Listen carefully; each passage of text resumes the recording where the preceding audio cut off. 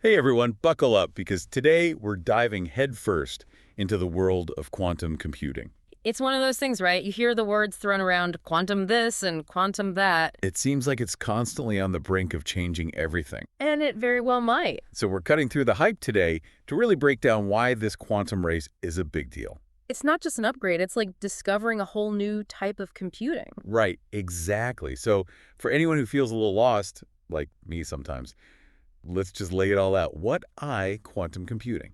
So imagine, picture a maze, but instead of having one path, it's got like millions, billions, maybe infinite paths. Oh, wow. Okay, I see where you're going with this. A regular computer, it's got to go down each path one by one to find the answer. Right, step by step. But a quantum computer, it's like it can explore all the paths simultaneously. Okay, that's some serious processing power. How is that even possible? That's where those qubits come in, the things you hear about all the time. Qubits? All right, break it down for us. So a bit in your phone, it's a 0 or a 1, right? A Yeah. qubit. Through this thing called superposition, it can be both 0 and D1 at the same time. Wait, hold on. It could be two things at once. Exactly, like a coin spinning the air, it's both heads and tails until it lands. That's the quantum world. Mind officially blown. All right, so this isn't just like, oh, we made the computer chip a little faster. It's a whole different ball game then. Exactly. It's a completely different approach to computation, and that's why everyone's paying attention. Especially with all these headlines about, say, China's Zhuhang computer. What's the deal with that? Yeah, China's definitely realizing this isn't just some sci-fi fantasy, this is the future. Right, they're investing a ton into it. The Jusang computer, it did this calculation, right? And it would have taken a classical supercomputer, the best we have now, thousands of years to complete. Thousands of years. Wow. And Jusang did it in minutes. Okay, that's impressive, to say the least. What kind of calculation are we talking about, though? Like, give me a real-world example. Let's say you're trying to design a new drug, a life-saving drug. Okay, I'm following. That takes years, right? Decades of research sometimes. Yeah, for sure.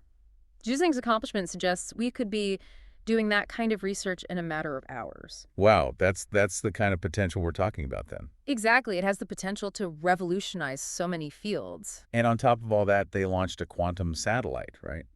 What's the strategic advantage there? It's a massive step towards potentially a global, unhackable communication network. Unhackable. It would be like having a conversation that's physically impossible to eavesdrop on. So this isn't just about faster internet or better computers. This has implications for, like, global power. Absolutely. Quantum tech is a game changer in so many ways. Okay, so we've got to dig into all of this. Yeah. Because it sounds like things are accelerating quickly in the quantum world. So China's making some serious moves in the quantum space. But they're not the only ones in the game, right? What about the U.S.? Are we keeping pace? Oh, absolutely. The U.S. has some heavy hitters in this race, too. Google, IBM, Microsoft, they're not exactly slouches when it comes to tech. Right. These are the big players. Exactly. And Google actually hit that quantum supremacy milestone a few years back with their Sycamore processor. Sycamore. That was a big deal at the time. What did it actually do, though, that was so groundbreaking? So Sycamore solved a very specific problem. It was one that would have taken a classical supercomputer an insane amount of time. Like, we're talking longer than the universe has existed kind of time. Okay, so not exactly practical for everyday use then. No, not at all. But it proved a point. It showed that quantum computers can do things that classical computers just can't even theoretically do in any reasonable time frame. So a major symbolic victory then for quantum computing. Exactly. It was a huge milestone. And it's not just a two-country race either. The European Union is investing heavily and new players are popping up all the time. It's a global effort then to unlock this technology. Absolutely. And that brings its own set of challenges and opportunities, but for sure it's a global endeavor. Okay, so we've got this global race happening, but let's shift gears a bit and talk about the challenges. What are some of the biggest hurdles we still need to overcome in quantum computing? The big one, the really big one, is stability. Stability. Yeah, qubits, they're amazing, don't get me wrong, but they are incredibly fragile. Imagine trying to build a computer chip out of individual grains of sand. That's how delicate these things are. Wow, that's an image. Right. The slightest interference, a temperature change, even a stray electromagnetic wave can cause them to lose their quantum state. We call that decoherence. So it's like this incredible power is right there at our fingertips, but if you breathe on it wrong, it disappears. Pretty much so. A huge amount of research is going into figuring out how to make qubits more stable, how to shield them from all that interference. So building a stable quantum computer is challenge number one. But let's say we crack that code, then what other issues are we going to run into? Well, one of the biggest concerns is cybersecurity. Right, I've heard about this. The idea that quantum computers could make all our current encryption methods obsolete. Exactly. A powerful enough quantum computer could, in theory, break the encryption we use for everything. Banking, government, communications, you name it. So are we all doomed to be vulnerable in this quantum future? Should I start digging a bunker in my backyard? I wouldn't recommend that just yet. Luckily, there's a whole field emerging called post-quantum cryptography. Post-quantum cryptography. That sounds intense. It's about designing new encryption algorithms, ones that can withstand attacks from both classical A&E quantum computers. So it's like a cybersecurity arms race. We're building stronger shields, while someone else might be building a more powerful weapon. That's a good way to put it, and it highlights why it's so important to think about all of this, not just the technological leaps, but also the ethical and societal implications. Right, because it's not just about what we can do with this technology, but what we should do. Exactly. Okay, so much to unpack here. The science, the geopolitics, the potential, the pitfalls. But before we get ahead of ourselves, I'm curious for you, what's the most exciting possibility on the horizon? What gets you really pumped about the future of quantum? So among all the mind-blowing possibilities, what gets you most excited about the future of quantum computing?